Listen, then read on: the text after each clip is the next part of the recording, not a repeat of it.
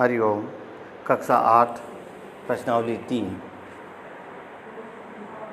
आज हम चतुर्भुजों के प्रकार समझेंगे, परंतु उनके पहले कुछ परिभाषा हम दौरान करते हैं।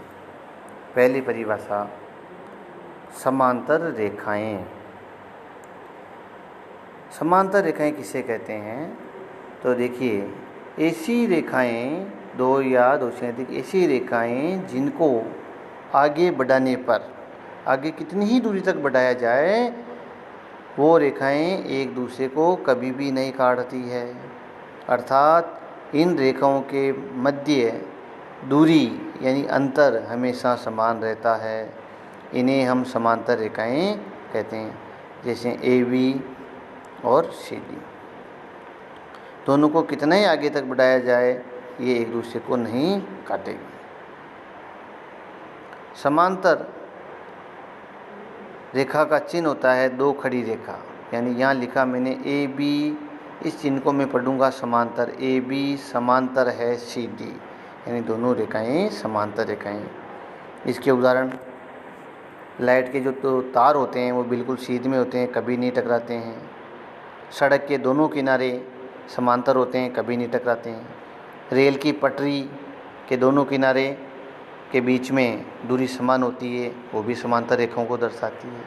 इस प्रकार जो रेखाएं आगे बढ़ाने पर कभी नहीं काटती है, समांतर रेखाएं कहलाती हैं। दूसरा, असमांतर रेखाएं या प्रतिच्छेदी। जब दो रेखाओं को आगे बढ़ाया जाता है तो आगे बढ़ाने पर वो एक दूसरे को काटती है, अर्थात उन रेखाओं के मध्य अंतर हमेशा समान नहीं रहता है। उन्हें हम असमांतर या प्रतिच्छेदी रेखाएं कहते हैं। अब पढ़ेंगे चतुर्भुजों के प्रकार। पहला प्रकार, समलंब चतुर्भुज। आपको चित्र में दिख रहा है कि ऐसा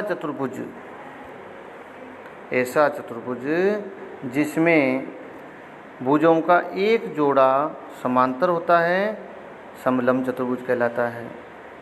आप देखेंगे इस चित्र में भुजा AB और CD दोनों समांतर है, अतः यह एक समलंब चतुर्भुज कहलाता है। दूसरा, पतंग। पतंग भी एक विशिष्ट प्रकार का चतुर्भुज होता है, जैसा कि चित्र में दर्शाया गया है। ऐसा चतुर्भुज जिसमें अलग अलग आसन भुजों के दो जोड़े बराबर लंबाई के होते हैं।